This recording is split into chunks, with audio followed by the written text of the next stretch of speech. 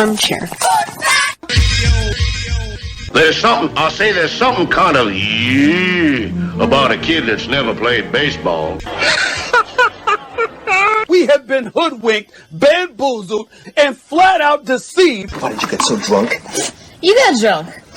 I'm just really exhausted. What's in that cup? My Cokes. Do you have any idea how important this is? We're trying to save the pub call. Really, this is what you're doing? Chief, what do you want to do tonight? The same thing we do every night. Try to take over the world. 106 miles to Chicago. We got a full tank of gas, half a pack of cigarettes. It's dark, and we're wearing sunglasses. Hit it. Armchair. YouTube Live. Radio station. The radio station you can call your own. Do you know what listeners like about our station? I like everything. It's always on my radio. We never stop the music, except for now, when I talk. You're listening to Braves Country with Mac McGee and the Armchair Quarterbacks. We're here live weekdays, 3 p.m. Eastern to 5 p.m. Eastern, WQEE 99.1 FM, The Key. And simulcasting on YouTube.com/@Braves Country. Your first choice for Southern sports. Good afternoon, I'm Mac McGee, and I don't know much, but I know one thing. You're not asking to get paid what the men get paid. We're asking to get paid the same percentage of revenue. You want to get paid the same percentage in revenue as the NBA players? You're going to regret that. Let me show you why. The average WNBA player's salary is $113,000. And the average NBA player salary is $9.7 million. The NBA's league revenue is $10 billion. And the league revenue for the WNBA is $60 million, which is 100% subsidized by the NBA because the WNBA is a failed organization. We see that WNBA players are making twice what NBA players are making. So you're going to have to cut your salary by half if you want to make the same percentage revenue that the NBA players are making. Dang, equality. Not so nice when it's not convenient for you. Armchair. Community Access Channel. He's the armchair quarterback. He's full of beer and he's full of snacks. The all-American man. Hey, howdy, hi, and how the hell are you?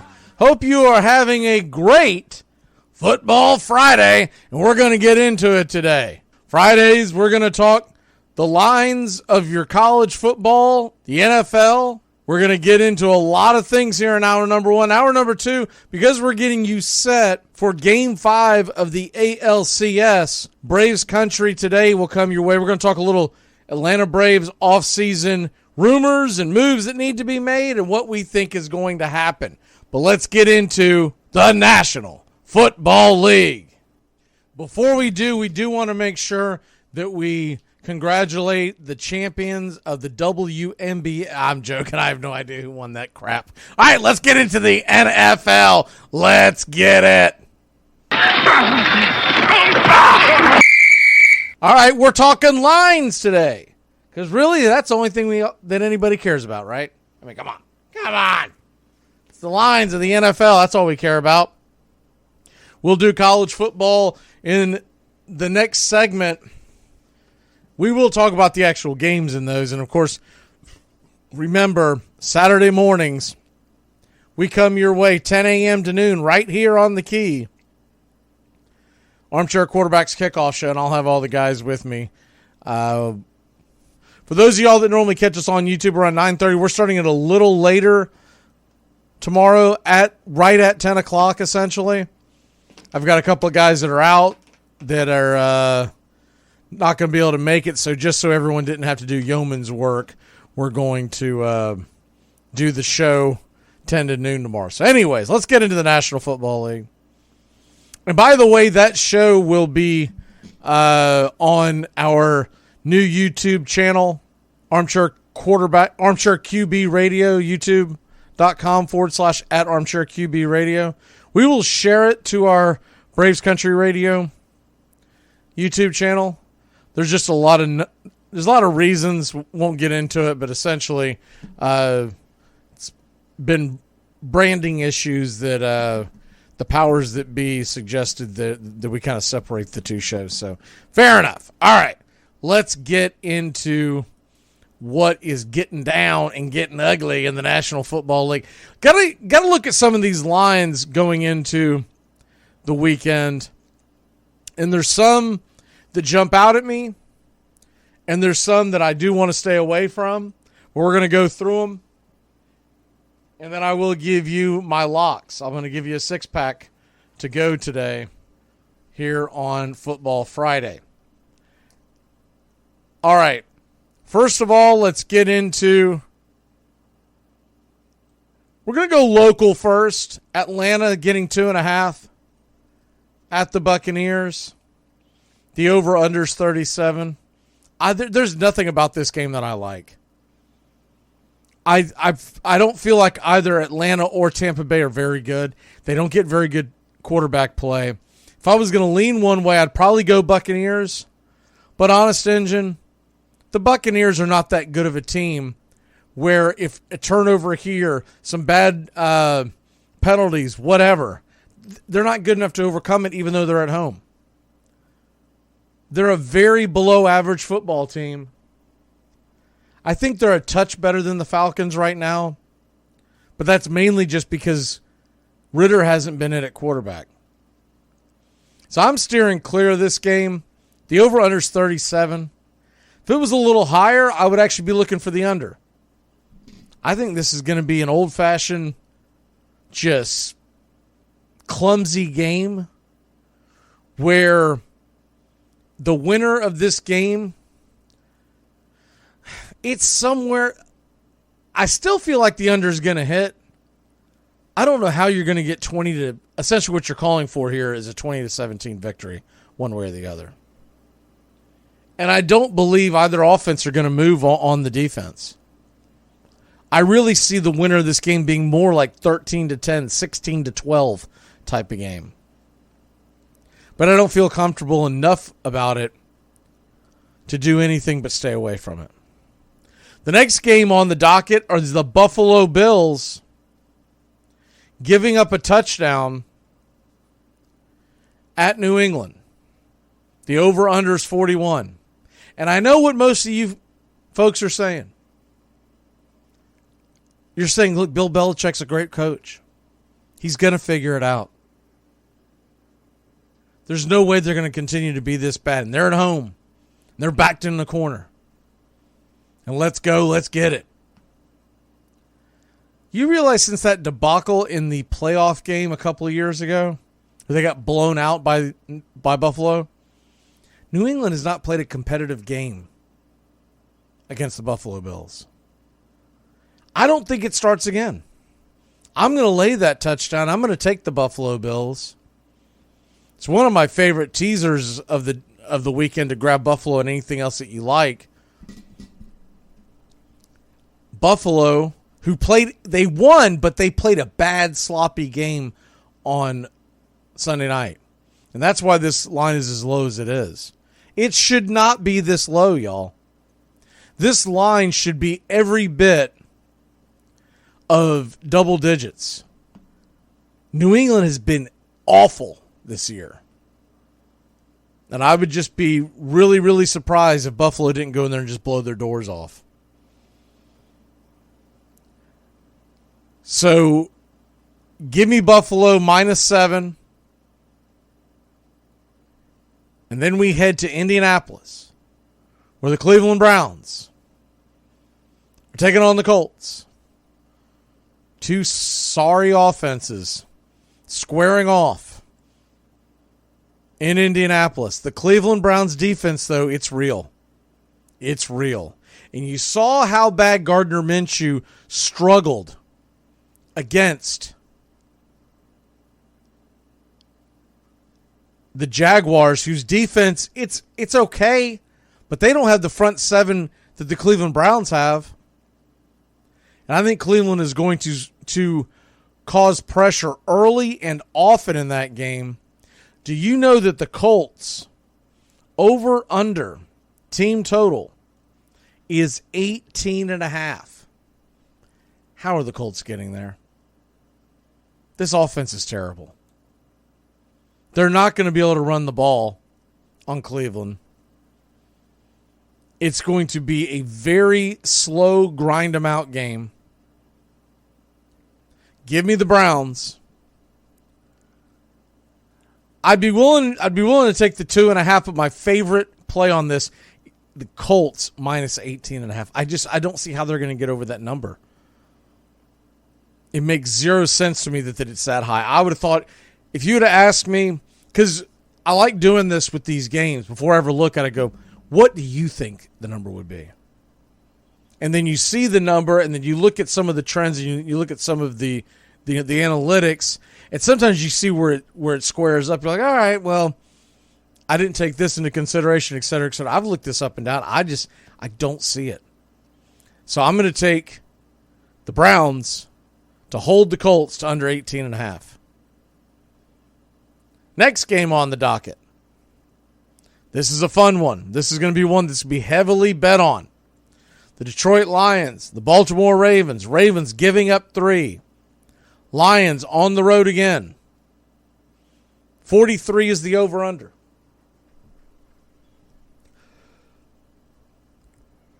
Baltimore minus 150 on the money line. Now, they did not take their break like a lot of teams do coming back from London. But I don't know if that's necessarily going to be a big problem, and I do believe this as well. Baltimore is better than their 4-2 record. You could make the argument that Baltimore could be 6-0. Baltimore is a solid fundamental team, and what I like the most about Baltimore, not only are they at home this week, but we finally saw Harbaugh kick field goals and stop going for it on 4th down in stupid situations. Take the points with that Baltimore defense.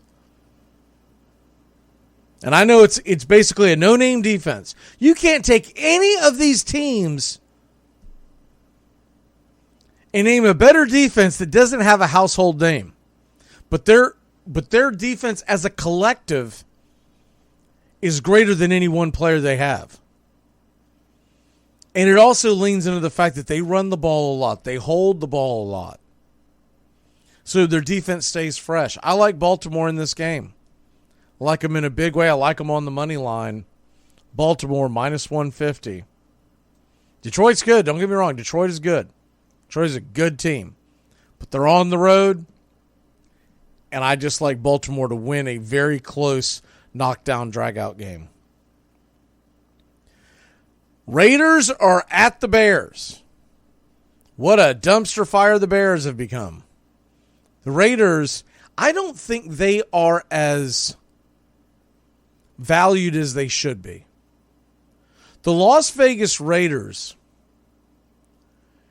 have steadily put together a solid season so far. And they're going to go on the road. They're going to face Chicago. Chicago team that's going to be without Justin Fields. A Chicago team whose defense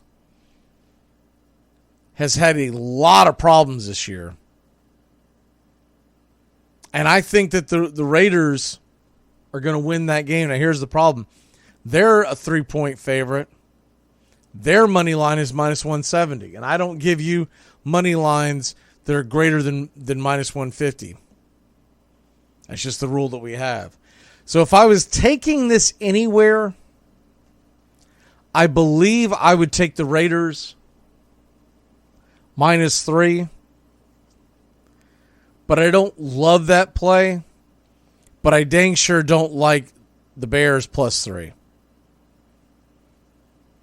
The Raiders have not played well on the road, but the Bears are a bad football team. Next game up, this one, I do like a number on this. Commanders at the Giants. Over under 39. Commanders minus 3. Commanders, smoke and mirror type team. The Giants, I like them at home getting the 3 points. I don't know why they would be favored by, as big an underdog as they are. Just when you look at this particular matchup, and this is back-to-back road games for Washington, that always plays in to my line of thinking, especially when you're talking about our National Football League team that's not very good. And they've got a lot of holes, and they're going to be on the road once again. It's a divisional matchup. You're going to give me the 3 points? You know, I actually might go out there and buy the hook, but look, 3 points is 3 points. I would take the Giants. I honestly don't hate taking the Giants on the money line. They should have won last week, but that's not why I'm taking the Giants. I'm taking the Giants. It's not so much as believing in the Giants as it's not believing in Ron Rivera and the Commanders. Next game we have up on the docket, the Arizona Cardinals are getting 7.5 in Seattle. This is a divisional game. Arizona has been awful on the road. And the number for Arizona to score is 18.5. I know you can get some higher scoring games in the NFC West matchups. We've seen it before. I don't think this is it. Not only the numbers itself just don't match up. You're talking about Seattle's team number is 27.5. They are a 9-point favorite if you look at the total points, but yet the line itself is 7.5. So what is missing here? I think what's missing is they don't want to give that many points to Arizona because the honest engine is this. Seattle's probably not going to score 28. Seattle's probably going to be somewhere in the low 20s. They're going to keep Arizona in the mid-teens, and I like Arizona minus 18.5. That's my favorite play in this game. It is a game that, look, we talked about this earlier. We talked about the Bills. And by the way, that Bills line keeps going up 7.5, 8, 8.5, then back down to 7.5. It's money going in and out. So if you like it, you better grab it because I do believe it's going to be closer to 10 by kickoff. But Seattle in Buffalo on a teaser, I like that one a lot.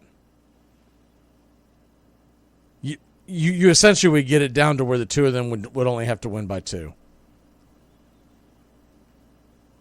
The next game, another 4 o'clock kickoff out in Los Angeles. The Rams are hosting the Steelers. This Steelers team just has not been impressive. They really haven't.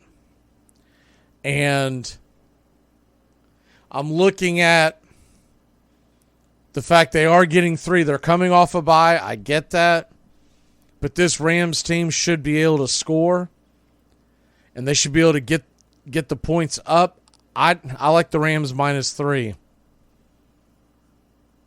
At home against the Steelers. Even with the Steelers coming off the bye. And I respect the hell out of what Mike Tomlin can do off of a bye.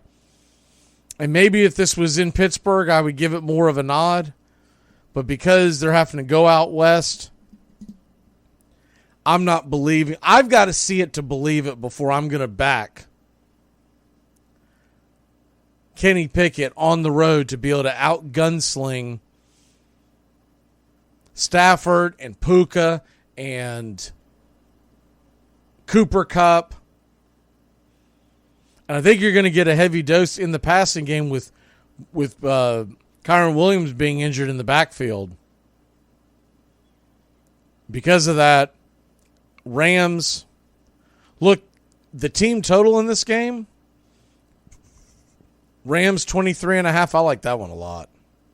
I think the Rams will get over that number. But the pick I'm giving you is Rams minus 3. All right. Green Bay and the Broncos. The Packers, the Broncos. 2 teams with 2 terrible quarterback play. One of them's got an excuse. He doesn't have much experience. The other one has 0 excuse. He's one of the highest paid players in the league, and he absolutely stinks. There is nothing that attracts me to this game. I don't believe in either offense. I'm a little shocked that the over-under is 45, and that's the number that I would jump on if I was going to jump anything here. The over-under is 45 points. That just seems like a game. I get it. The two defenses have not been very impressive. But what's more unimpressive is the quarterback play for both teams. So unless you're going to tell me there's going to be a bunch of pick sixes, I'm taking the under. 45, that's a high score. That is a high score in the National Football League. Chargers are at the Chiefs. 4:25 kickoff. Los Angeles. Heading to Taylor Swift country. The Chiefs, now this number has started to go down. I grabbed it early in the week when the Chargers were getting 6.5. This was right after Monday Night Football. It's gone down to 5 in some books. Some you can still get it at 5.5. I like the Chargers a lot in this one. Now, I grabbed it at 6.5, if I'm being fair.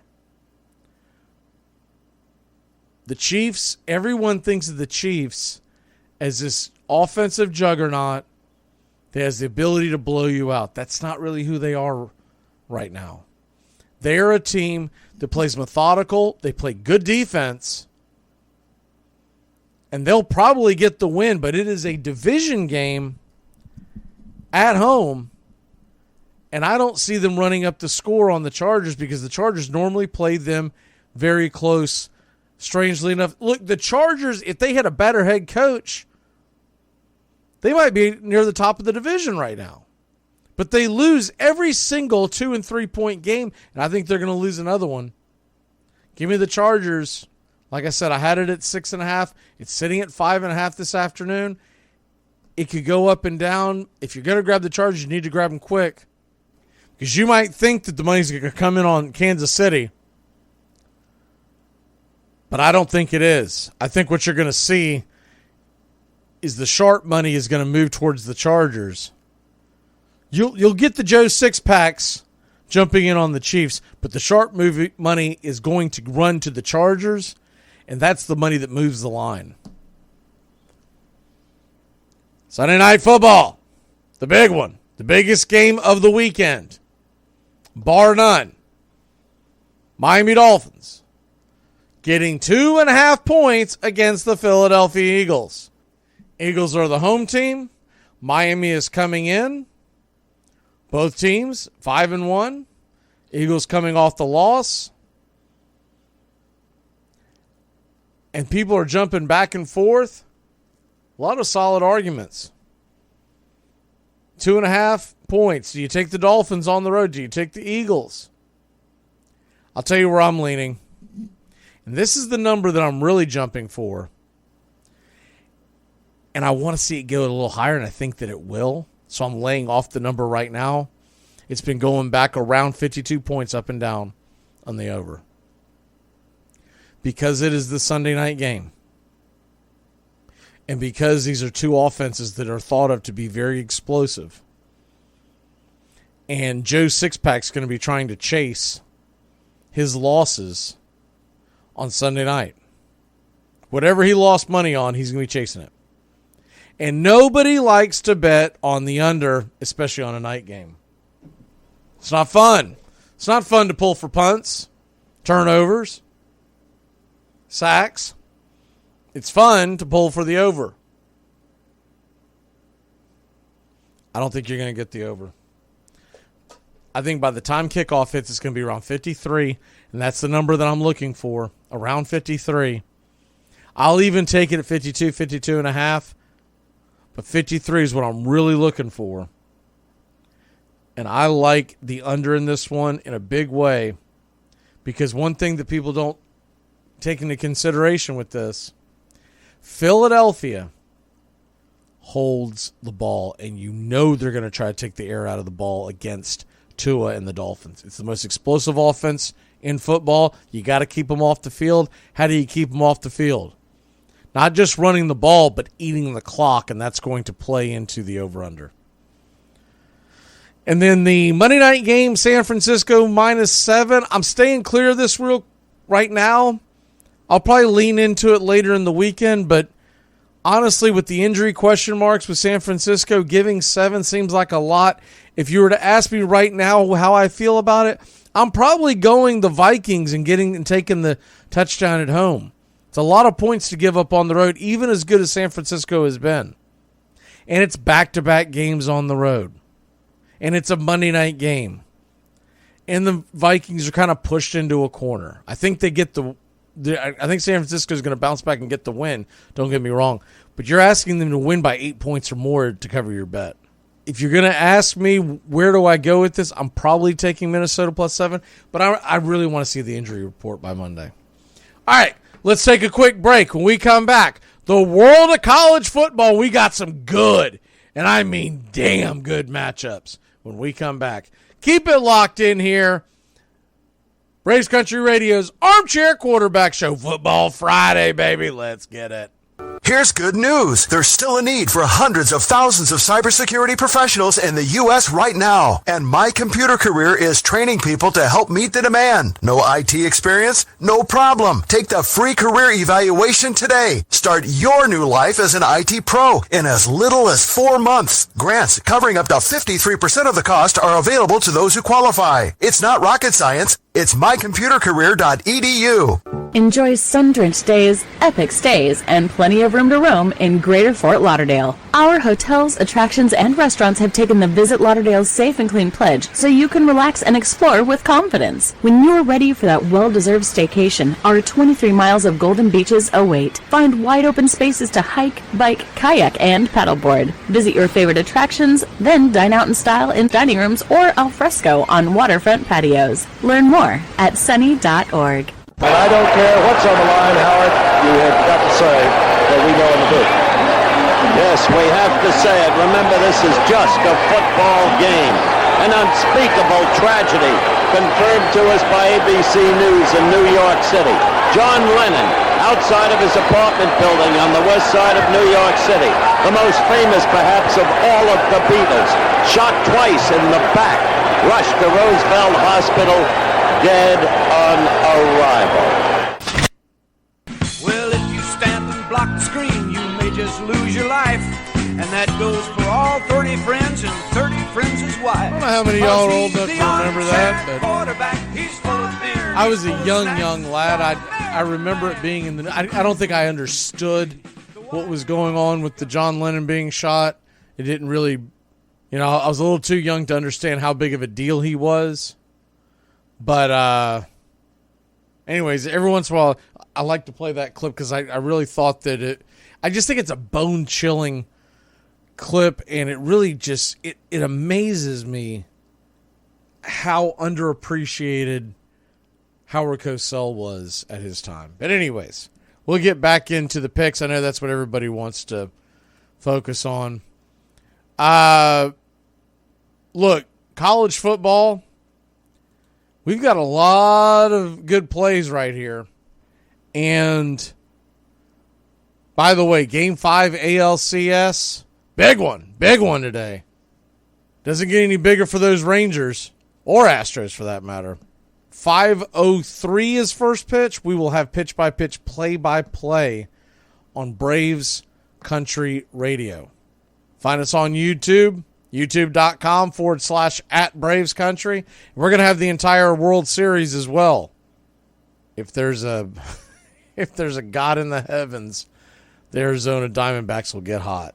Anyways, let's get into it. You look at the college football slate this weekend. We're going to focus on decent amount of games. But there are games out there that I'm going to tell you to stay away from, ones that I don't like.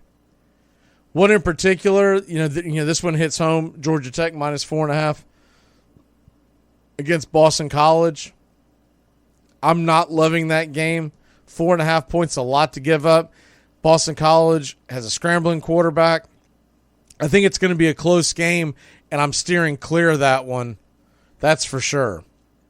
Oklahoma giving up 19 to Central Florida, noon kickoff. Oklahoma should be able to cover that. But that's a lot of points. And my concern would be them kind of coming into that game half asleep. It's an early kickoff. It's going to be 11 local time. And those always play into anyone who has followed the show and knows that, first of all, 64% win rate in the last 7 seasons, not too shabby. Second of all, I do pay attention to things like travel. I have talked about this for years to the point where guys on the show give me a hard time. I don't care. I stick with it. I believe in the East Coast, West Coast thing. I believe that if you have a West Coast team, especially in the NFL, but college football as well, it doesn't come into play as much in college football. If you have a West Coast team going east on an early kickoff, 9 times out of 10, I'm taking that East Coast team. Because the West Coast team, their body clock's off. I tend to do the same thing with the East Coast. If it's a night game, I don't have the same equation because you kind of have a little more time to get right. But a day game on the West Coast, it just throws your body clock off. So this typically goes with the NFL. I normally don't run into it much with college football. Now you're going to get it more, and I cannot wait till next year when the Big Ten goes West Coast, because you know how many matchups we're going to get of like Oregon, Washington, Southern Cal, UCLA. They're all going to go east. Early kickoffs. Oh, it's going to be mayhem. Cannot wait for that.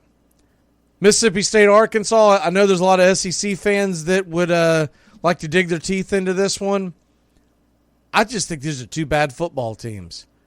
And I don't have a good beat on that. But the Penn State-Ohio State game, it's interesting to me. The line keeps moving towards Ohio State. It's at 5 this afternoon. I've seen it go down. I've seen it go up. It's at 5 right now. A lot of folks are on that Penn State Nittany Lion wagon. 5 points. Give me 5 points, right? That's not the number I keep staring at. I keep staring at the fact that Penn State and Ohio State, the over-under is 45. And I know Ohio State played a very, very low-scoring, slobber-knocking type game against Notre Dame. I think you're going to get a little more fireworks. You typically do in this rivalry.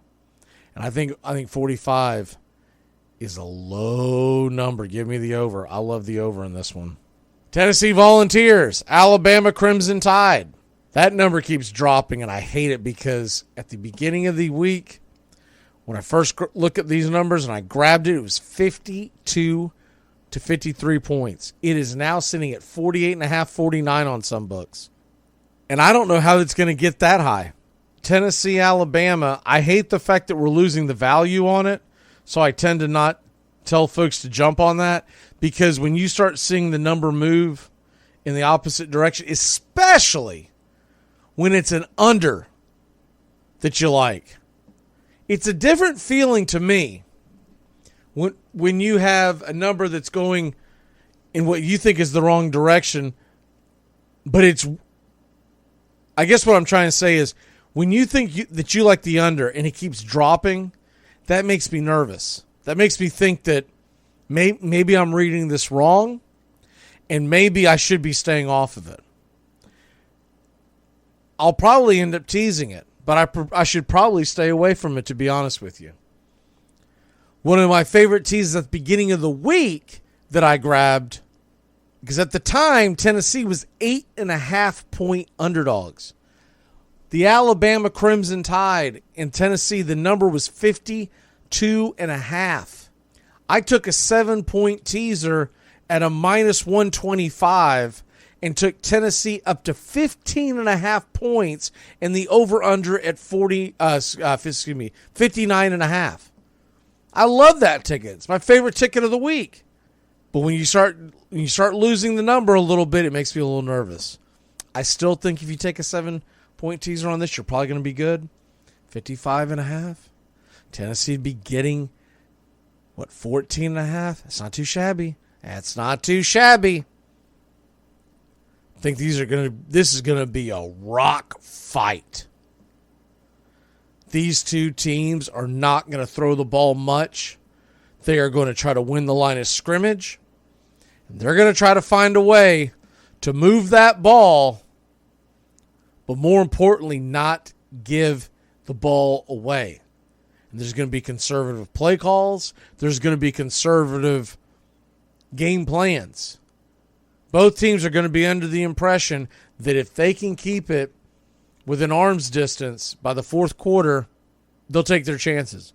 Tennessee's game plan is going to be something very similar to the fact of what they did against Texas A&M, where they're going to try to win the turnover battle. It's going to be run, throw one over the top every once in a while to keep you honest, and let's go. Alabama, it's not the Alabama that we're used to seeing where they dominate the line of scrimmage on both sides. This is going to be a team that's going to have a hard time moving the ball on that Tennessee front seven. This is not the 52-49 shootout in Knoxville last year between these two teams. That was one of the greatest college football games I've seen in the past decade. This is not going to be it. This may be an equally as close football game, but it's going to be in the low 20s at best. Low 20s at best. Utah is getting 7 at Southern Cal.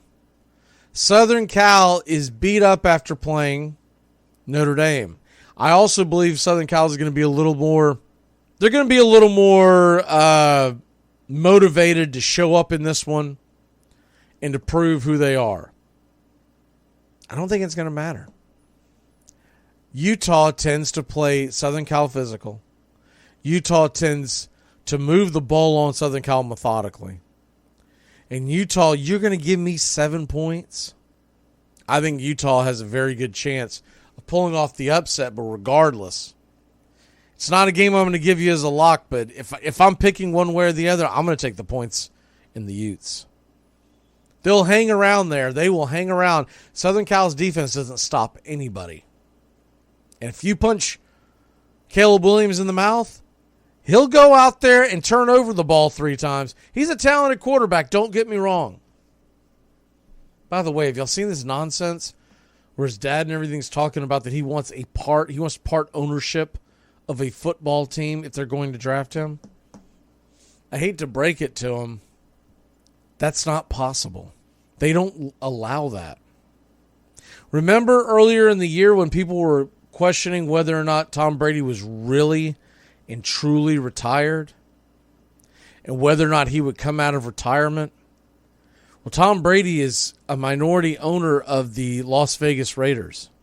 For Tom Brady to come out of retirement, let's say Tom Brady wanted to come out of retirement and play the rest of the year, he would have to sell off his ownership of the Raiders. That's the way that works. And they have that set up for a good reason, because they don't want this nonsense to start. Caleb Williams can go play in the CFL for all the National Football League cares. They're not changing that rule for one person. One guy who has never put on pads and thrown one pass in the National Football League. He's not getting part ownership of a franchise, no matter who it is, worth over $1 billion, because every NFL franchise is worth at least $1 billion. At least. That's slow playing that. That's shortchanging it. At least.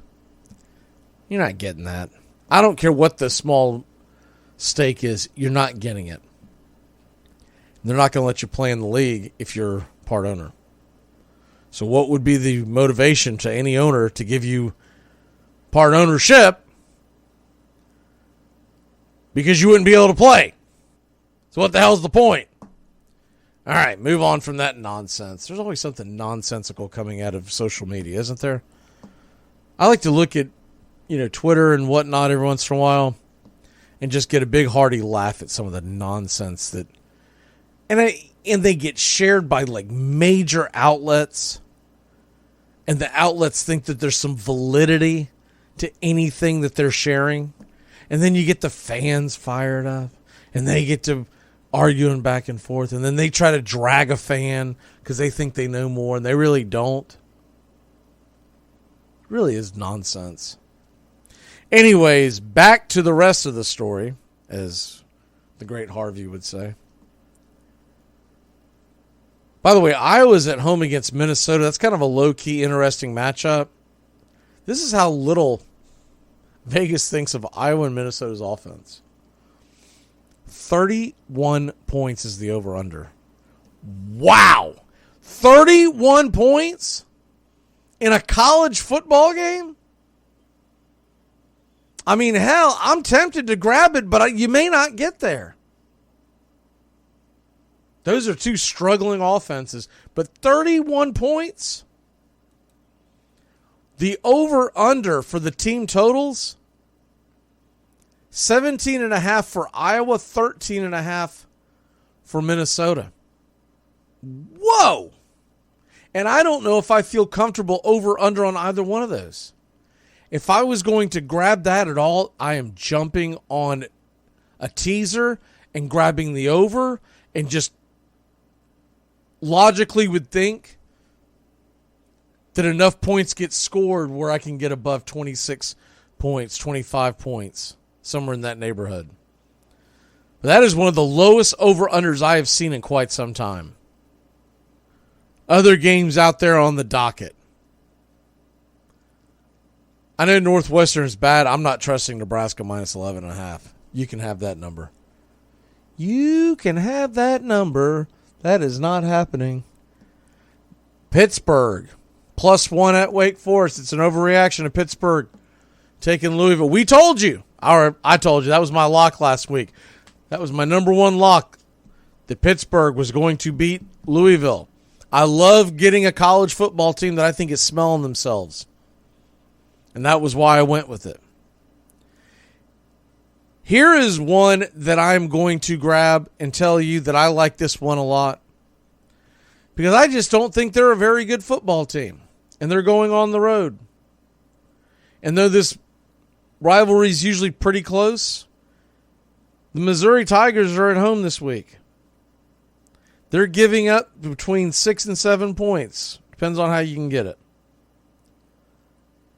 I'm going to take the Missouri Tigers at home against South Carolina.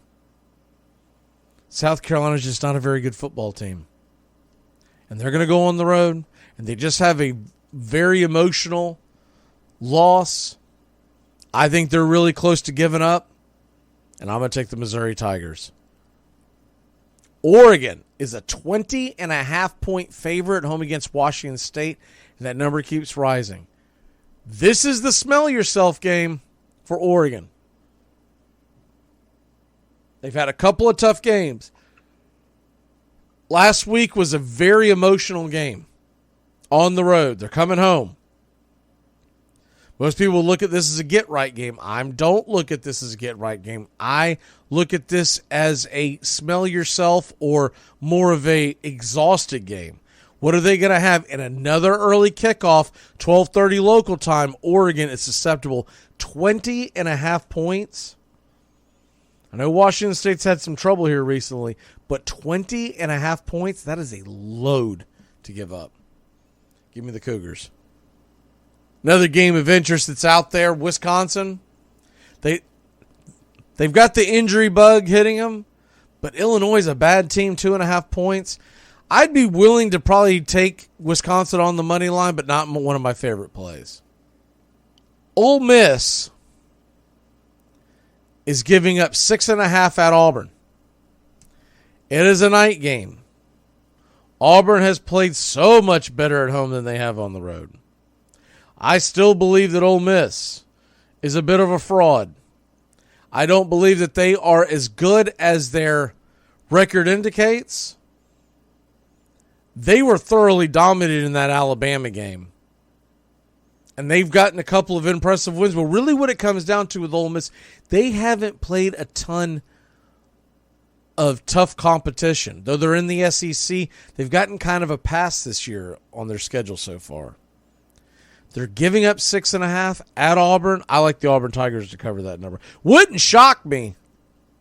Would not shock me one bit if Hugh Freeze's defense pulls off the win in the Plains. But I definitely like the points. Florida State is at home against Duke. They are a 14-point favorite now. I don't love that number. Duke, to me, can hang in there with Florida State. I could see FSU pulling away, but I'll tell you the number I like more than anything else. Duke and Florida State. The over-under is 49.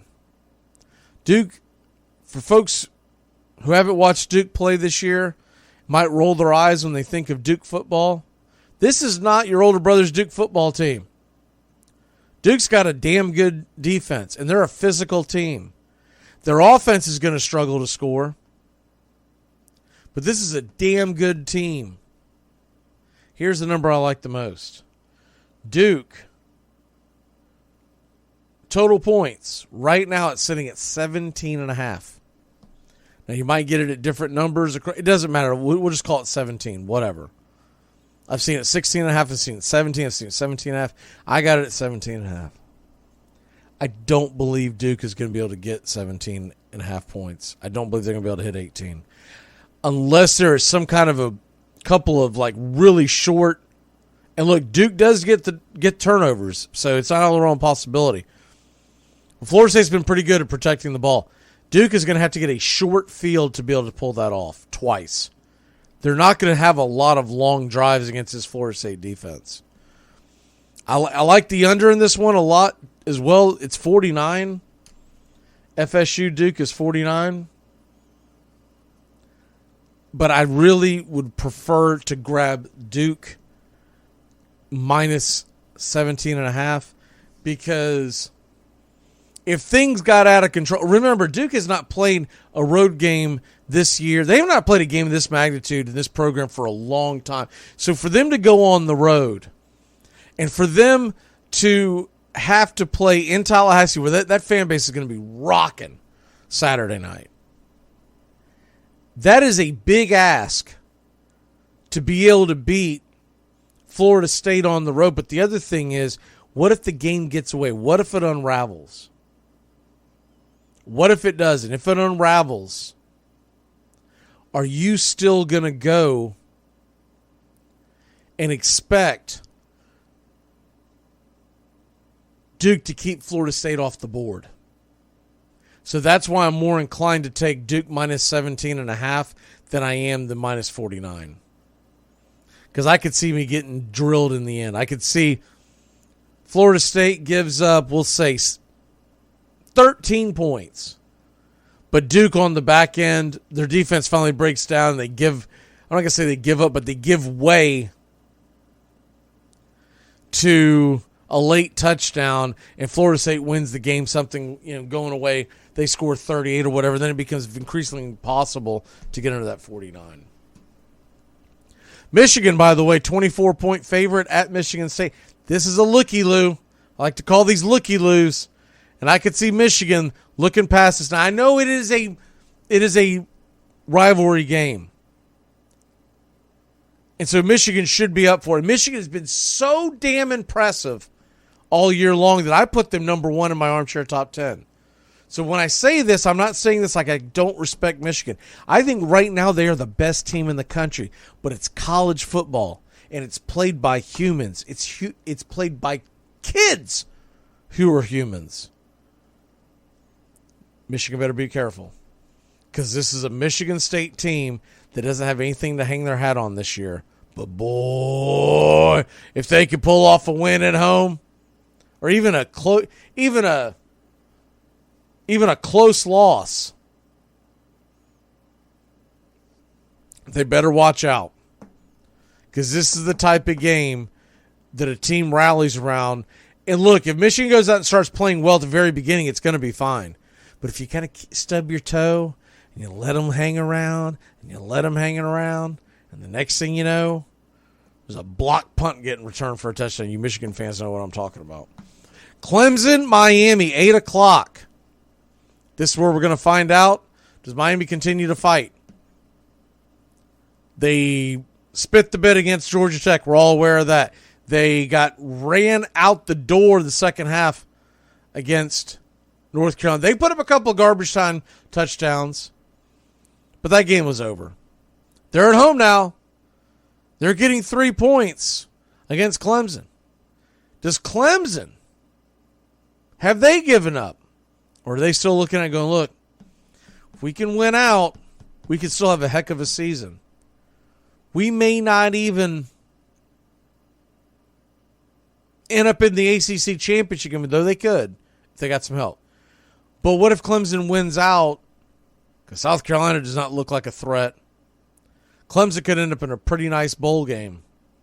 This is one of my favorite games on the docket to watch, and I hate that it's going to go on at the same time as the Florida State Duke game, because I'm going to be locked in on this because I cannot wait to see who wins. Because whoever loses, you're going to get some big heat from that fan base about it's time to move on from who.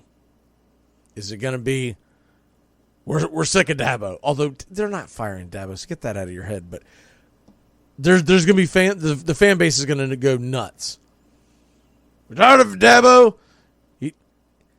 He's not aggressive in the transfer portal at all. He's getting schooled. Or is it going to be where your crystal ball?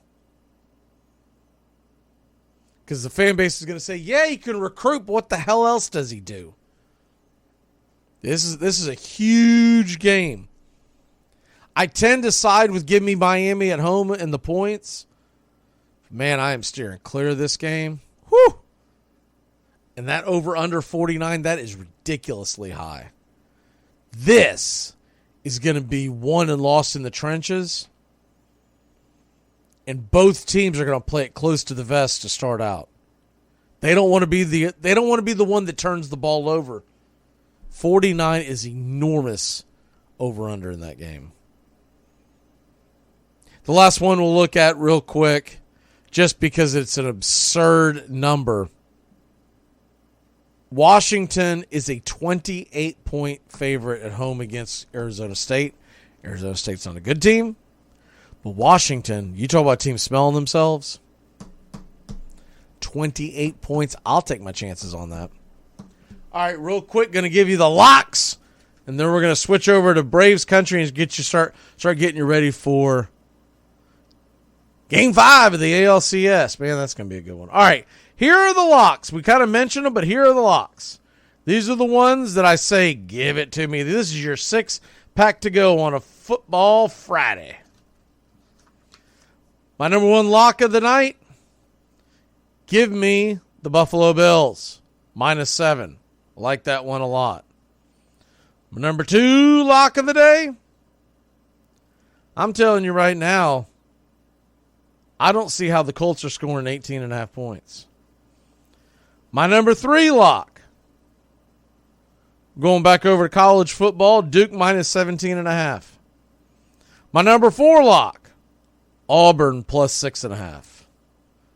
Number 5, give me, come on, Arizona State +28. That's ridiculous. Give it to me. Washington, by the way, has not been covering the spreads. They've been winning. They've been impressive, but they give up a lot of back-end points. So we got one more lock. I know the numbers come down. Hey, it just moved up again. So you know what? I'm going to grab it. Give me the Battle of Rocky Top versus the third Saturday in October in Tuscaloosa. Give me Alabama, Tennessee -49.5. My advice to you would be to take some of these, maybe turn them into teasers, but those are the games I like the most. All right. We're going to step aside, take a quick break. When we come back, Braves country today.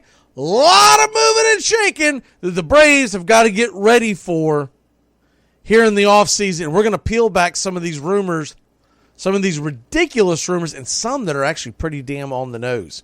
We'll be back in a flash. Well, the season's finally here. The Armchair Quarterbacks are back. Saturdays, 10 a.m., you'll be tailgating with the Armchair Quarterbacks. Mac McGee, Joey and Tones, and the rest of the Armchair Quarterbacks. Live, 10 a.m., Saturdays this fall. Talking college football, SEC, ACC, Big Ten, the NFL, fantasy football advice, and our picks against the spread. Right here on Braves Country HD, 99.1 FM, WQEE. Yeah, the Armchair Quarterback. You're listening to WQEE 99.1 FM, The Key in Noonan, Georgia. Home of Braves Country with Mac McGee and the Armchair Quarterbacks. Weekdays, 3 p.m. Eastern to 5 p.m. Eastern, right here on The Key and YouTube.com @Braves Country. You're in Braves Country.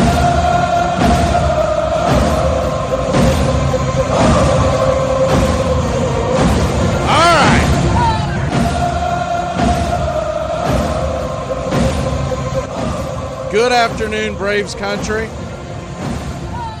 Welcome in. We're heading towards the off season. Of course, no official moves can be made until we get to the end of the World Series, and that's obviously a couple of weeks from now, depending on how long that lasts. But we'll say early November. Right now, how the World Series lays out, very key dates we'll go over here in a second. But right now, the World Series, the dates are this. It's very odd the way that they picked some of their dates, but I kind of get it. They're trying to avoid the NFL. But this is the way the World Series begins. Game 1 is going to be Friday, October 27th. Doesn't matter how quickly or how not so quickly the series ends for the American League, the National League. That is the start date. Because they want to play Game 2 on Saturday night, October 28th. They want to take Sunday off and go Monday, Tuesday, Wednesday, and then take Thursday off and go Friday, and then Game 7 would be Saturday. And that is scheduled for November 4th. If the season ends early, these timelines get pushed up, but we're going to assume just for this exercise that it's going to be November 4th.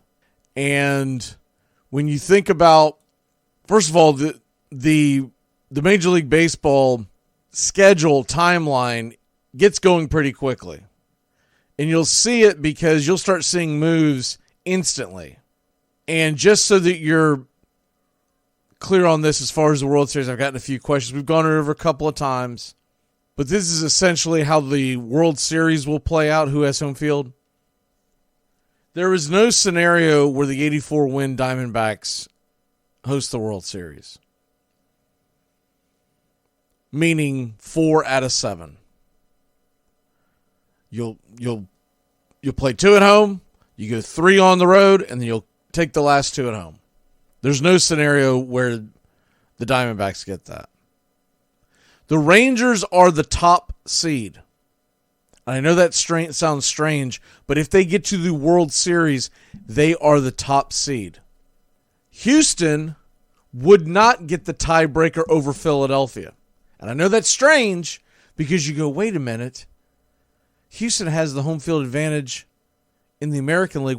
It's because they go to head-to-heads. Texas and Houston just happen to finish with the same exact record, along with the Philadelphia Phillies. They all finished with 90 wins and 72 losses. But Texas swept the Phillies in the regular season meeting, 3 games. Philly took 2 out of 3 against Houston. And so that's where you have that. So pushing that aside and looking at the offseason, and it gets pretty... They really do hit the ground running, to be honest with you, because I've gone over this before, and I'm not a big fan of the way Major League Baseball does all of their dates. I feel like that they should spread some things out. But here are the key off-season dates. We're going to go over that real quick, and then we'll get into the Atlanta Braves and who they are going to be eyeing going forward. First of all, the Atlanta Braves are going to be looking at a couple of different things. They've got some players that are going to tender, non-tender. We'll get into all that down the road. But first of all, there is something that gets played into this, and the Rule 5 draft is December 6th this year. And the reason why the Rule 5 draft is important is because it's basically players that are unprotected. So not only can the Braves get guys poached from them if they do not protect them, they can go poach other players. It used to be known as the Rule 4 draft. Now it's called the Rule 5 draft.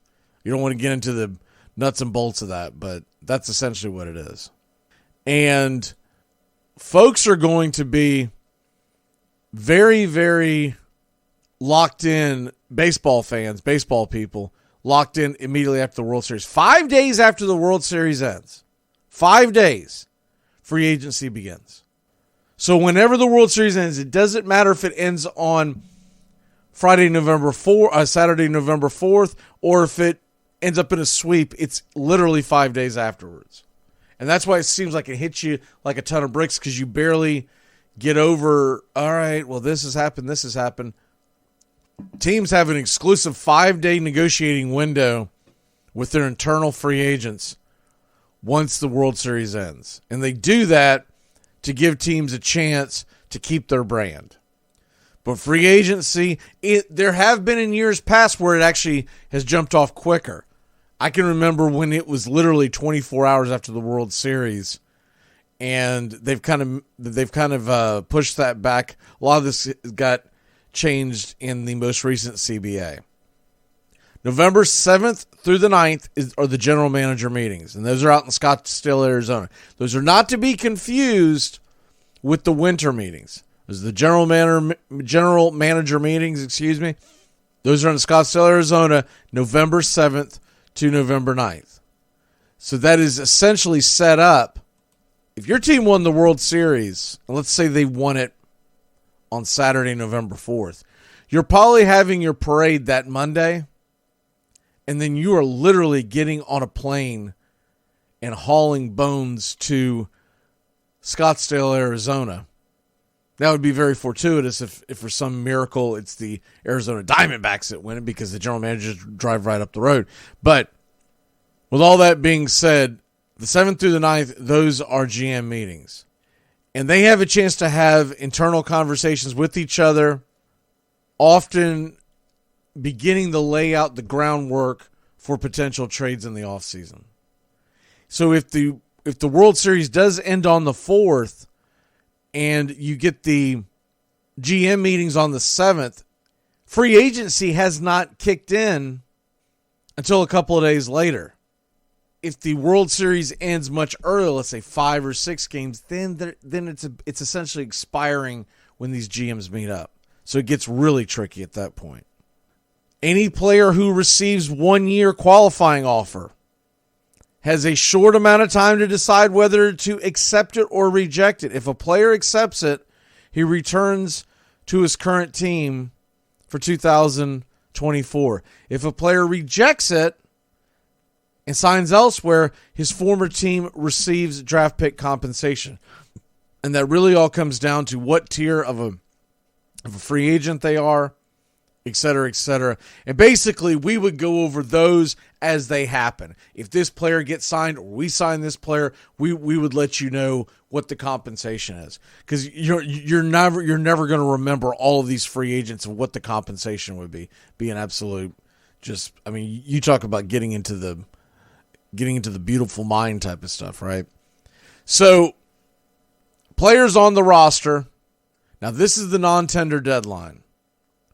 Players on the 40-man roster have fewer than 6 years, and that's the key number. Fewer than 6 years of major league service time must be tendered a contract each offseason by the tender deadline. That is November 17th. So we are going to know pretty quickly, essentially 2 weeks after the World Series is how it lays out. It's a Friday, by the way, November 17th, and we will come on and talk about it that Friday.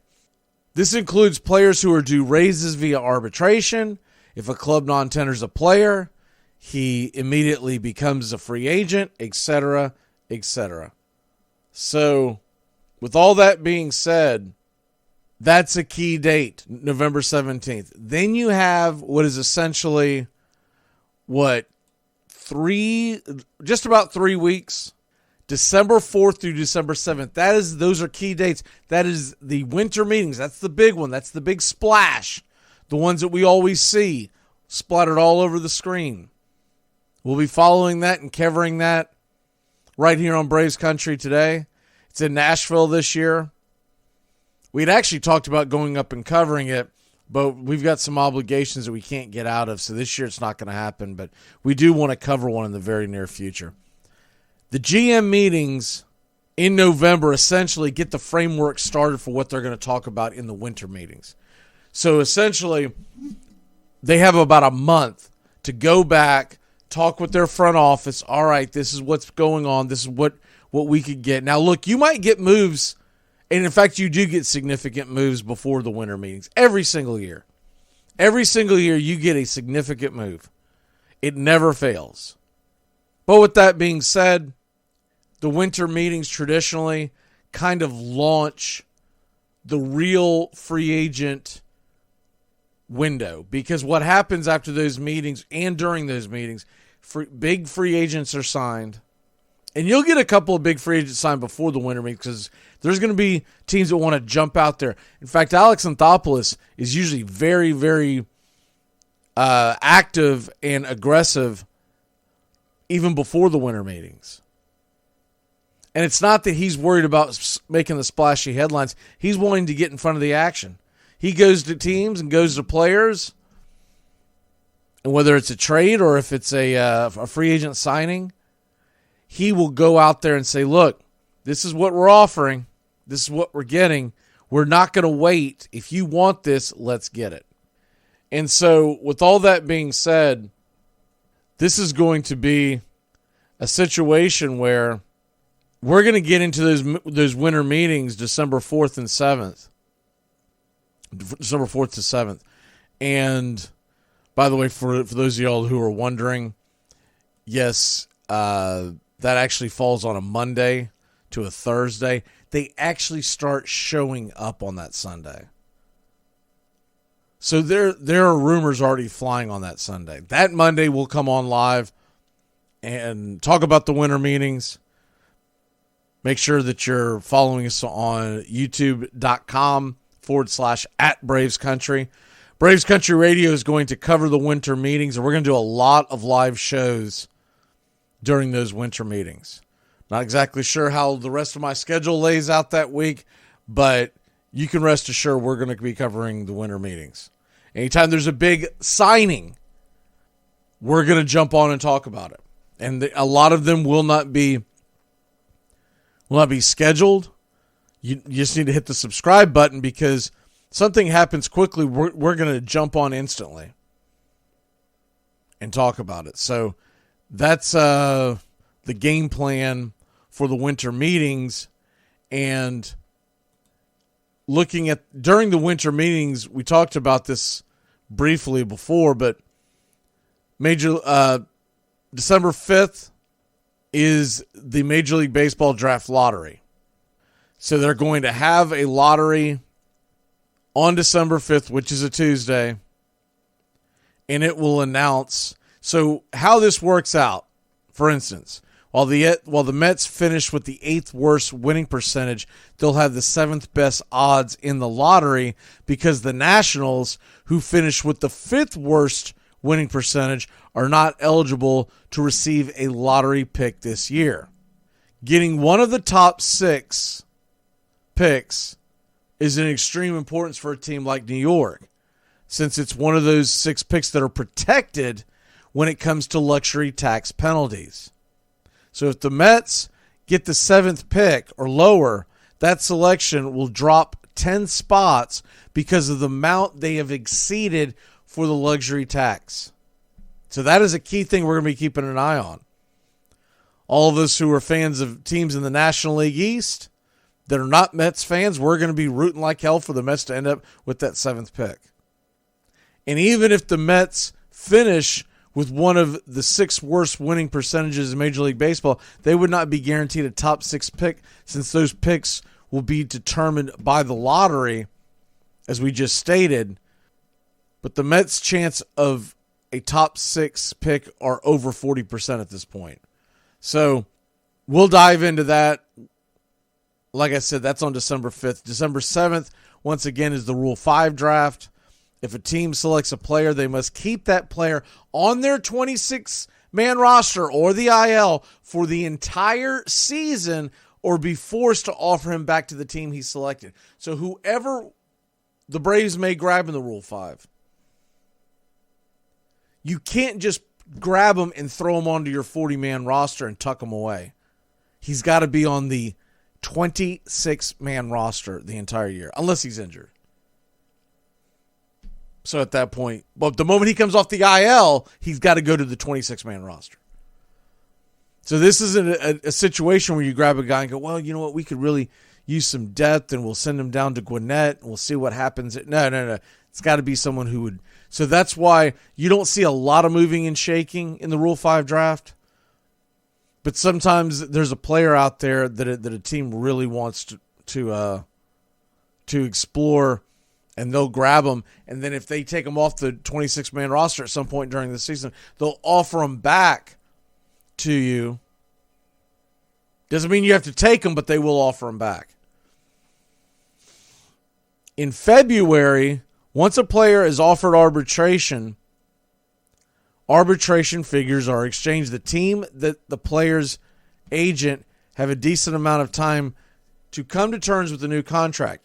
If that doesn't happen, both sides submit salary proposals, and then there is an independent salary arbitrator that determines what number you go with. And you will see these flood in just before the season starts. This is all teams, but you will see it flood in. If you remember back in 2021, 2022, right after the lockout, you remember in the middle of summer we were getting all these numbers? That was because there wasn't enough time, because during that lockout, players, agents, teams, they weren't allowed to communicate. So when the clock got reset in March of that year, they pushed everything back, because I can remember arbitration numbers coming back for the Braves, and it was really awkward because you were getting these arbitration numbers either for or against the player. They were taking place in the middle of the season, and the arbitration situation is the worst thing that goes on in Major League Baseball. And I'll tell you why I say that. Many of the players want to sit on the arbitration. And it is a terrible idea, because what happens is the players get to hear what the front office is saying about them, why they're not worth the dollar that they want to spend. And then a lot of those players, a lot of them, because they talk about it down the road, they take it personally, and at no point are they ready to do anything but either A, it leaves a bad taste in everybody's mouth, or B, they get over it, or C, they hold their feelings now, but you'll hear them constantly. It's brought up when they hit free agency. Well, I wanted to go because they didn't appreciate me, and that's not what's really going on. What's really going on is that it is a business, and the team is trying to save as much money as they can, and the player's agent's trying to get as much money as they can, and they're in there negotiating and fighting with the arbitrator.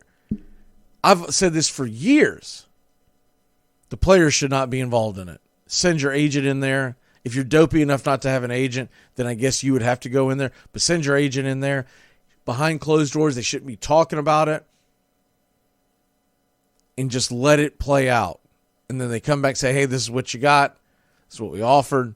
I know a lot of these agents will probably still spill the beans, but it's better that there's so many players that sit in on those arbitration meetings, and it's an awkward thing. Mid-February, spring training begins. And so it's usually right around, you could almost pinpoint when your team is going to hit spring training, because think of the Super Bowl and basically think a couple of days after. You can think of the Super Bowl. I used to think of it as right around Valentine's Day, but it's usually a day or two after the Super Bowl. The first spring training games this year are February 24th. So there you have the timeline of the big time dates between the off season and spring training. Now, what we're going to do today is we are going to hit up some of the rumors that we're hearing. And trust me, there's some really goofy rumors. By the way, teams can still re-sign their players if their season has ended. Teams can still sign teams to minor league contracts, but it's usually pretty quiet this time of year. But I'll give you an example. This week, the Reds re-signed catcher Luke Maile to a 1-year, $3.5 million contract with a club option in 2025. That's because he was a pending free agent.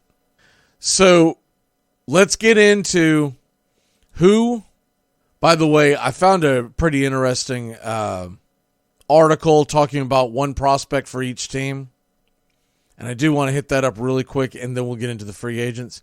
The Braves, the prospect that everybody's crazy about, this shouldn't shock anybody. It's the SSAJ.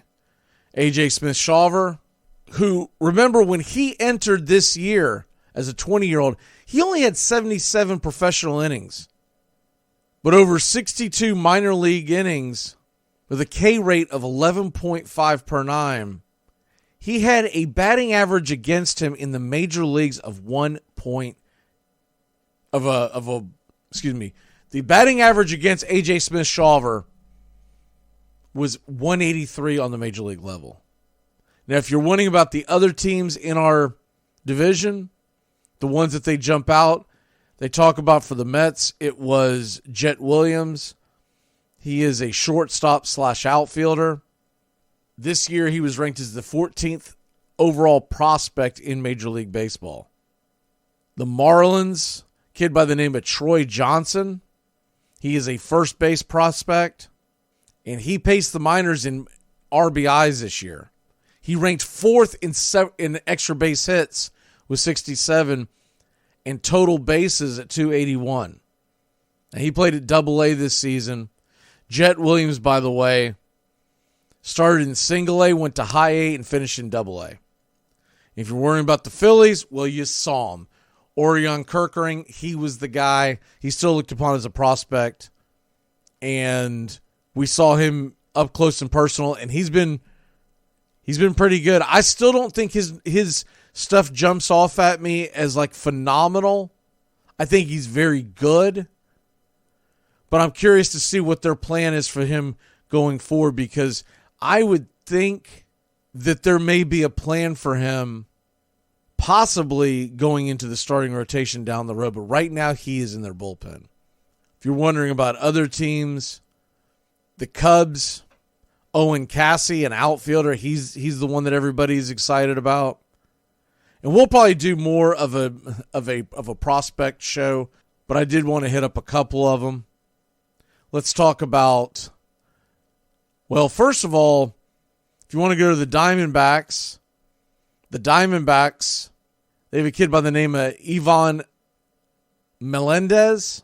He's currently playing at third and first, and he's the number 8 prospect in baseball. He hit 30 home runs.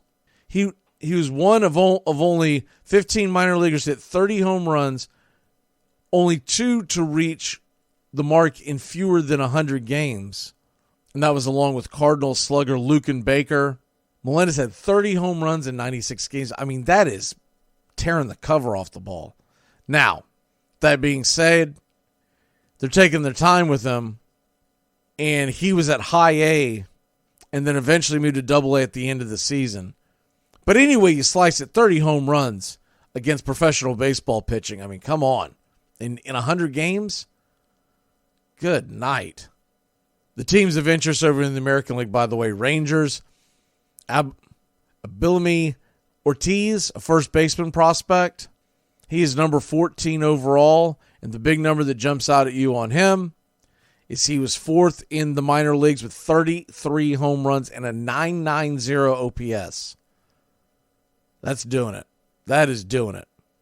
As far as the Astros, kid by the name of Shea Whitcomb, he's an infield prospect, and he, by the way, came out of UC San Diego. He has 77 home runs and 70 steals in 350 games over 3 minor league seasons. So it'll be interesting to see if they promote him, and I would think they would next year. We'll do a much deeper dive on this one down the road, but did want to hit that up. Okay, so here we go. This is it. This is where the rubber is going to meet the road. Here are the free agents that we can take a look at going into this offseason. And I'm going to jump into that here in 1 second. We got to take a really quick break.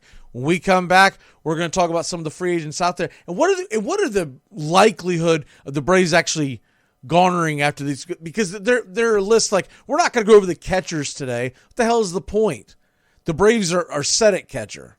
But we're going to go into realistic pitching, realistic, possibly left field, all that on the way. Keep it locked in here on Braves Country today. We will be back in a flash. You're listening to Braves Country Radio. Just want you to stop saying odd shit. You get any sleep last night? I don't sleep. I just dream. It's the best in sports and entertainment, and get locked in and locked down with Rhino Radio Penitentiary, 7 a.m. to 10 a.m. with your host, me, Ryan O'Neal, each and every morning, right here with the best in sports and entertainment, all the way from professional sports to college sports to River Dragons hockey, and everything in between, including some of the very best local and national guests. It's the Rhino Radio Penitentiary, 7 a.m. to 10 a.m. Monday through Fridays, right here on 99.1 FM WQEE. This portion of the show is being brought to you by Whatever We Have in Stock Are Us, your one-stop place to shop for whatever we happen to have lying around at the time. In our sundown perambulations of late, through the outer parts of Brooklyn, we have observed several parties of youngsters playing base, a certain game of ball. Let us go forth a while and get better air in our lungs. Let us leave our close rooms. The game of ball is glorious. Walt Whitman. Brooklyn Eagle, 1846. You're in Braves country.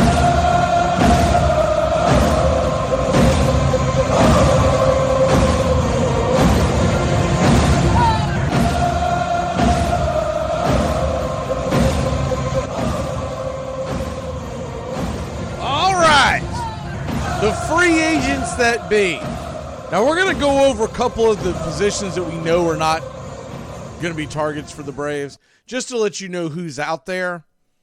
But it's not something we're going to spend a lot of time on. Just want to kind of scan over the team, the players, and we ranked them by WAR because it's about the only thing that you can go by. If not, you're talking about a mess. But we're going to go by WAR. Couple of interesting ones. In fact, one that is still playing in the postseason, Mitch Garver, catcher for the Texas Rangers. He is a free agent. And it'll be interesting to see. Now, he's 33 years old, but he did have a 2.4 WAR, so this is going to be a lot of interest for him. He's traditionally been the designated hitter for the Rangers, so whether or not he still has what it takes to play behind home plate day in and day out, remains to be seen. The one that everyone's going to be trying to sign, but what kind of deal are they going to give him? Gary Sanchez had a very good bounce-back season. He had a 3.0 WAR, but he's 31 years old. And I would caution anybody who's going to back up the truck for a catcher into their 30s. It normally does not work out. But there's a lot of other players. Now, here's one of the most interesting ones. Rhys Hoskins. I would think Philadelphia is going to try to re-sign him. Can you imagine how good that lineup would have been with Rhys Hoskins this year? If you remember, he had the injury in spring training. I mean, right out the gate. Rhys Hoskins. Man, oh, man alive. He is going to be a free agent. Josh Bell, he should be a free agent. He's going to have the opportunity to opt out. I think he will. He's 31. He's got one last chance to get a somewhat long-term bag, as the kids like to call it. Some of the other first base guys that are interesting, I don't know how much it'll move the needle, but some names you will be familiar with. Guys like Brandon Belt, Carlos Santana. Now, these guys are in their late 30s. Garrett Cooper sitting at 33 years old. G-Man Choi, 33. But anyways, we know the Braves are not going after a catcher. We know they're not going after a first baseman. I think we're set there. Second base, not much of a chance they go after any second baseman. There really isn't much out there for second baseman, by the way. The ones that are being listed as the top free agents, they're all in their mid-30s. Elvis Andrews, Whit Merrifield, Jorge Polanco, but is 30, but it's a club option, and I would think they're probably going to pick him up. I mean, there's really bottom of the barrel. It's a good thing that we've got a second baseman because there's nothing out there to fix it, unless you're going to slide someone from a different position. Now, here's an interesting one, and I think he will get a lot of attention across the board. Ahmed Rosario is only 28 years old. He has a 2.9 WAR. It's pretty solid for those who don't follow what WAR does and means. But he's by far the best shortstop out there, especially at 28. He's going to get a pretty good signing. Now, Javier Baez, they have him listed as a guy who may opt out. He's not opting out. He's 31. He's a disaster, and the Tigers are paying him way too much money. They'd be damn fools. Tim Anderson, 31 years old. Old knockout Judy. I know who's not signing him. Cleveland. He's 31, and there's a club option. I think they're going to tell him to kick rocks. He has been a distraction in that clubhouse. He has been a disaster at the plate. He's much worse in the boxing ring. But I just don't think there's anything that's going to do anything for him. Now, here's an interesting name that you'll hear kicked around. The problem is this kid has never stayed healthy. He's had a phenomenal... I've watched him play since he came up as a rookie. I had him in one of my dynasty leagues, and I was all about him. Held on to him for much too long because you could see the talent, but he can't stay healthy. Adalberto Mondesi, 28 years old, unrestricted free agent. This should be the year that he's going to go out and make bukus of bucks. He's going to have a hard time finding a home. I think he's going to go out there and sign a short deal with someone, probably a 1-year deal to try to prove it. But he's got to prove that he can stay healthy. He is absolutely one of the biggest disappointments in Major League Baseball. When you consider his talent and how much he's actually played, I'm going to put it up there as possibly one of, if not the biggest disappointment because of what his ceiling was over like the last decade. It's really sad. By the way, Adrian's is a free agent, 34. There's no way he's getting any interest from anybody. I'll tell you, this guy's going to get an interest. He'll get signed, and no one can ever figure out why, but he's just a gamer, and you can play him all over the place as Kike Hernandez. He's only 32, and someone will pick him up to be a bench/platoon player. Third baseman, real quick. Max Muncy has a club option. I think they probably pick it up. It's what I'm hearing. Justin Turner has a player option. He's 39. That one will be interesting. He had a really good year. And Matt Chapman is hitting the free agency market. He had a 7.6 WAR. That is phenomenal. He's 31, and he's hitting the free agent market. He's going to look to get his... he's going to be looking for a 5-year deal from somebody. And someone will pay it. I've never been a big Matt Chapman guy because he goes through so many peaks and valleys. But if you look at what he does over an entire 162-game season, he produces. Here's one. Josh Donaldson. Let's go ahead and start those rumors. I guarantee you're going to get some kind of a goofy clickbait. Who knows who will do it, but somebody will start talking about Josh Donaldson coming back and being on the bench in Atlanta or something goofy like that. He is an absolute train wreck at this point in his career.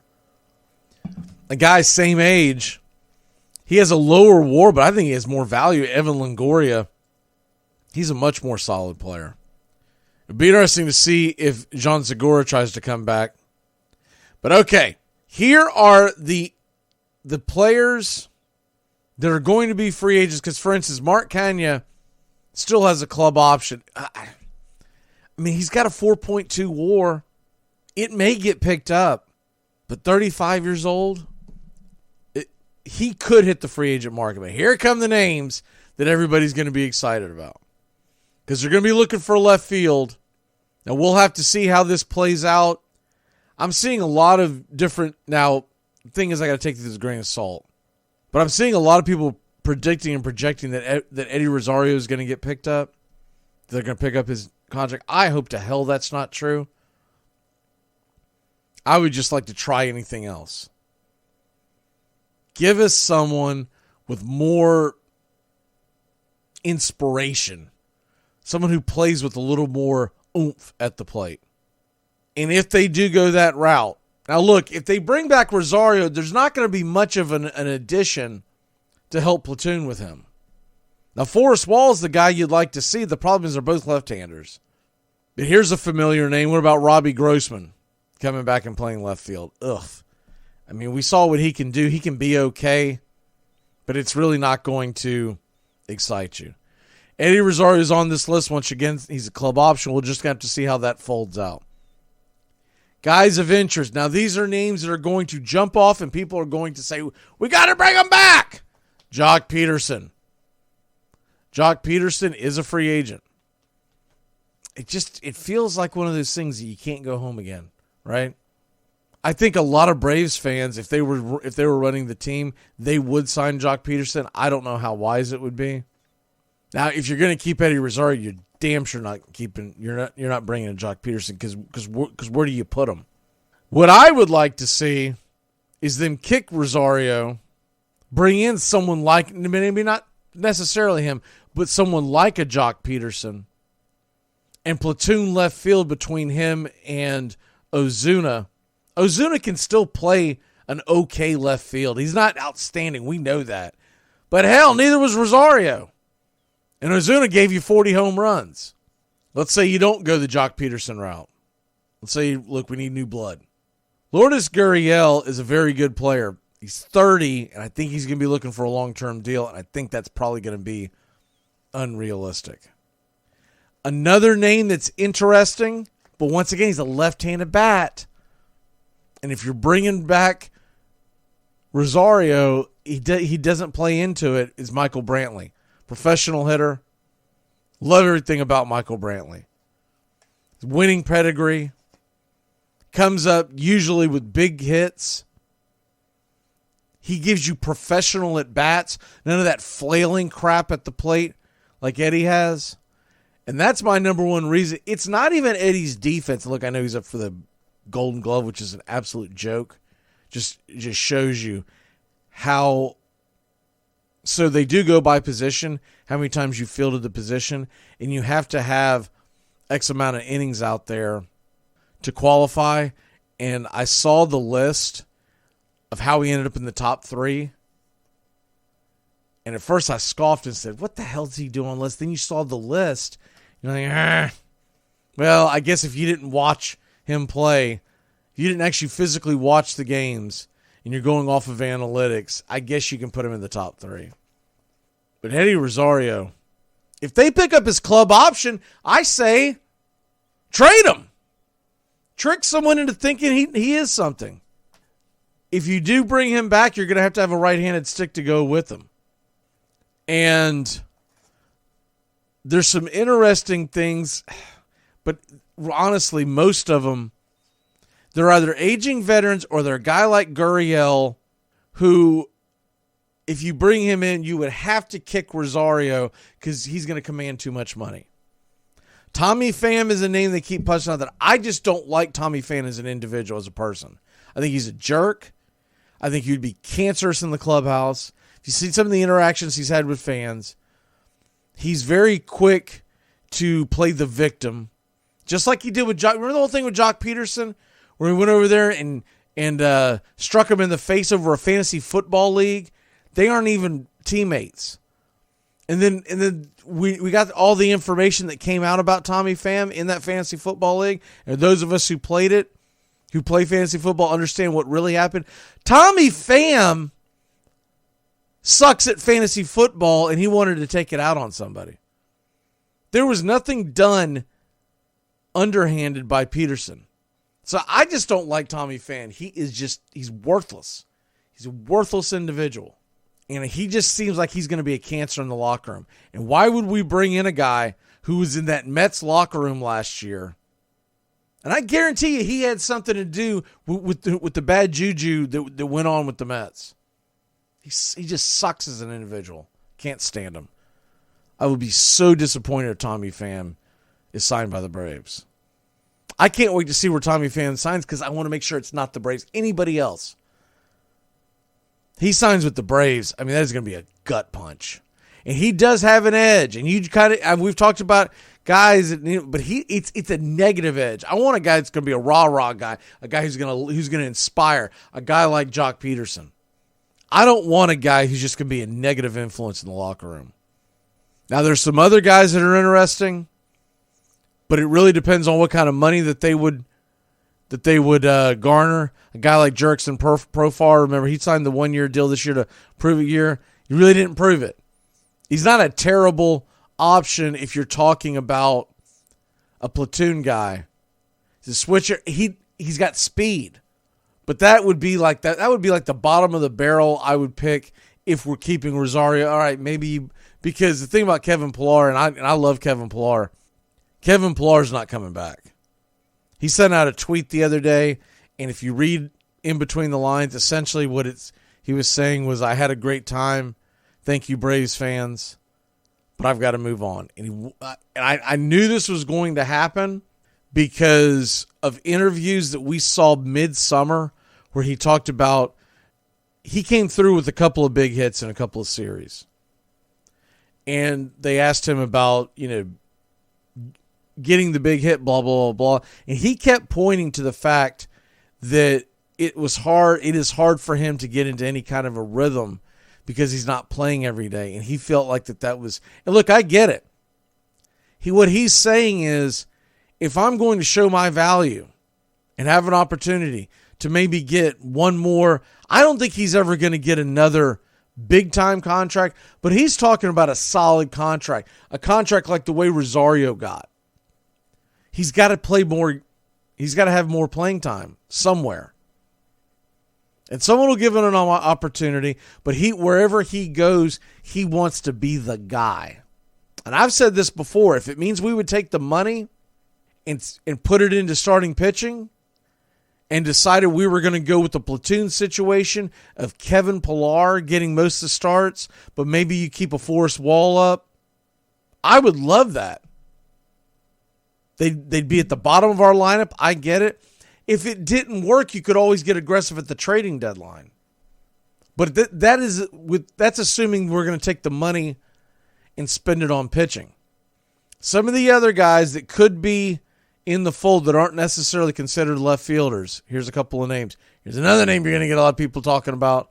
It's probably going to get to the point where it gets nauseating until we find out either where they go or where the Braves go. We talked about Jock Peterson. Here's the next one. We know this one's coming. Adam Duvall. Adam Duvall is 35 years old. Adam Duvall, though, had a hell of a start to the season and then got hurt. Adam Duvall tends to not be able to stay healthy. So is that something you want to do? I would love to see Adam Duvall come back because he's so versatile in the outfield. You can give days off to everybody in the outfield. But what role does he want at 35 years old? Is he okay with coming back? I think he enjoyed his time at Braves Country. Would he be okay coming back and either playing some kind of platoon role or strictly off the bench? That would be an interesting, and he would give you a right-handed bat, one that I think we desperately need because Michael Harris II is still learning his craft. If Harris was as bad at hitting left-handed pitching as he is now at, like, let's say age 28, 29, then I would say he's a disaster. He's a Eddie Rosario against left-handed pitching. But he's not. He's learning. But Duvall would be a great ad. Well, what's he going to command in the free agent market? That's the big question. We're not getting Bellinger. Don't even people are going to bring it up. He had a 5.9 WAR. It's a mutual option. I think he's going to elect for free agency. I also think the Cubs are going to try to re-sign him, but he is 28 years old. He's had a hell of a year. He deserves to get a big contract. He's going to get it somewhere.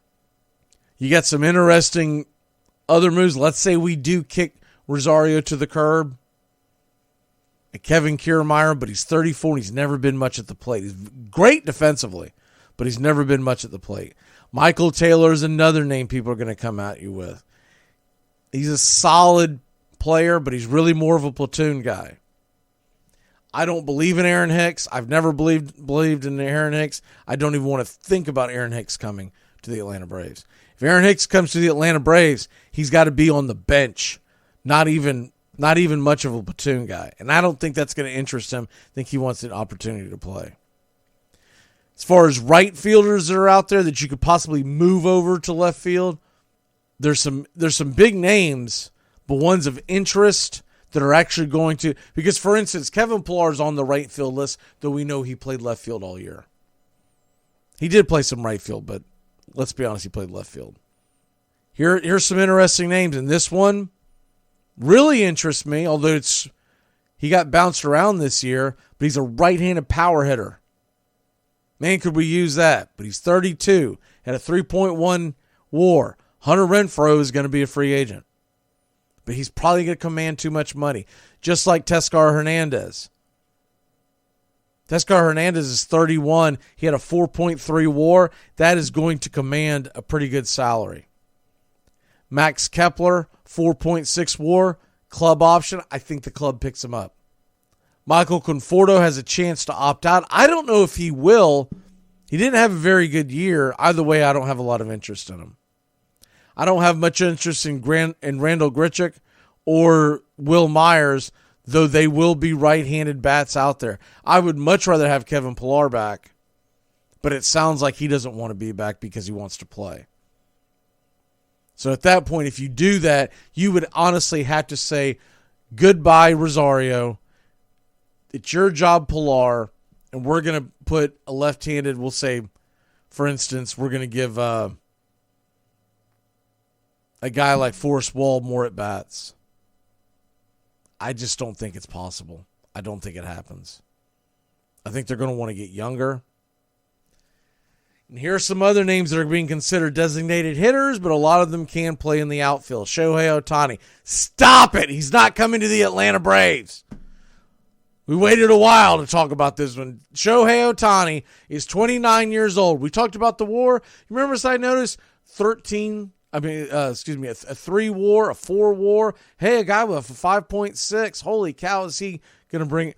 Shohei Ohtani's WAR, even with the injury, 18.4. He is going to get somewhere north of $500 million. He's not coming to your Atlanta Braves. I hate it. I would love it. We don't run the team. We don't cut the checks. It's not happening. Jorge Soler could opt out, and that would be fun to bring him back. He would be the perfect addition. But what is he going to ask for?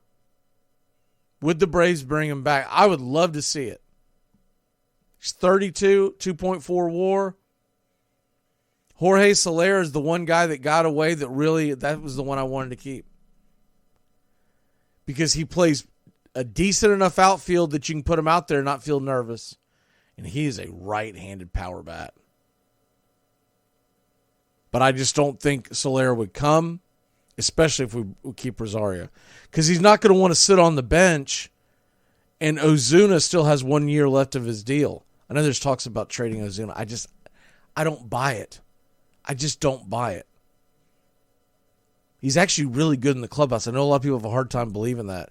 But all that stuff that happened that was basically portrayed incorrectly by the media does not reflect how the players actually feel about him. He's a very popular player. Here are some other guys that are out there. Now, if we do decide to go Rosario and you're looking for a guy who could platoon with them, Jesse Winker is a guy that kind of jumps off. He's 30. He's had a bad season. They could probably get him cheap, but is that what you want? By the way, Andrew McCutcheon's out there, and that would be fun to add, but I don't. He's 37. It sounds like that he's pretty much done, and he'll probably, if he comes back, he'll probably stay in Pittsburgh.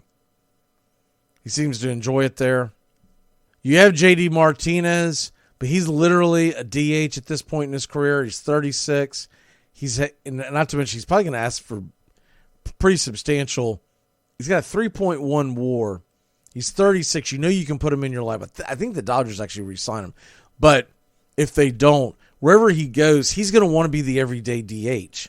That unless you do move Ozuna for, let's say, pitching or something, how does that work? And that's about it on. I mean, you've got some guys that nobody wants. Darren Ruff, Tyler Naquin, Brad Mill. Brad Mill had a negative WAR. You don't want to sign that guy. Tommy La Stella. Everybody remembers Tommy La Stella, but he would literally be at the end of the bench guy. So that's about it. We'll get into next week. We'll get into the possibilities of moves the Braves could make. Because, remember, we've got some guys that are expiring. Guys like Max Fried, who's going to be a free agent at the end of 2024. What could the Braves possibly do with him? Because if they're not going to re-sign him, could he be on the move? I know a lot of Braves fans hate to think about it. Let's be honest. We didn't get a lot out of him this year. And it seems like there's always something wrong with him when we get to the postseason. Even in 2021, remember he had a couple of disastrous starts before he righted the ship and pitched an incredible Game 6.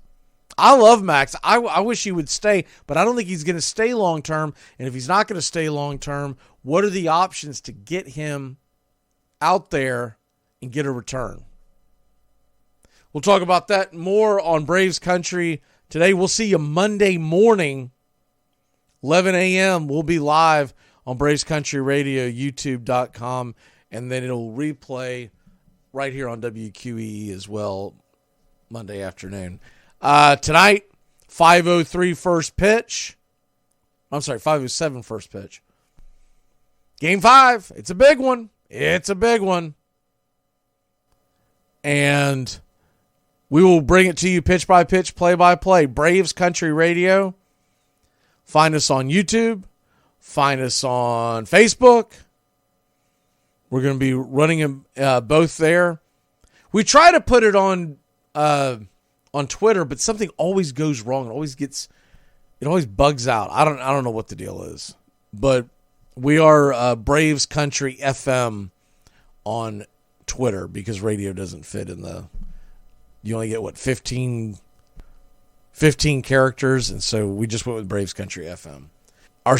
Our sister handle is Braves Country AM, so they kind of share each other. But anyways, we'll see you first pitch. Y'all have a great afternoon.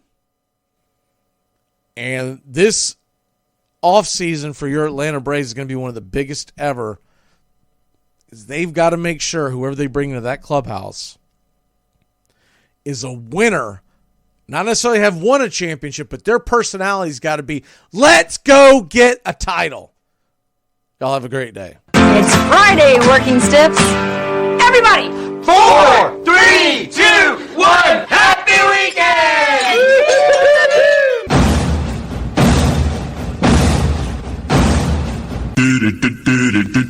Goodbye, sweetheart, well, it's time to go. We're back tomorrow with another show. Well, unless we're fired, we'll talk to you then. Goodbye, sweetheart, goodbye. Goodbye. Guys and gals, it's time to go. We'll see you on the next show. Same bat time, same bat channel.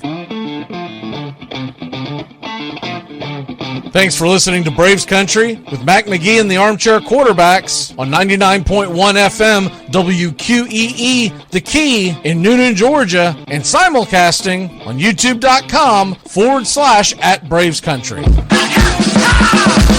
Braves Country comes your way weekdays, 3 p.m. Eastern to 5 p.m. Eastern. Please follow, like, and subscribe today. Armchair Quarterback Radio, your first choice for Southern sports.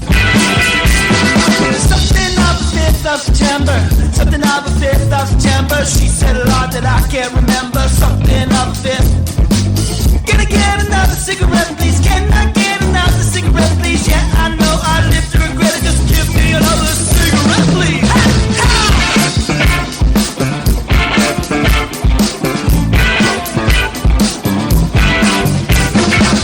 Can I get another cigarette, please?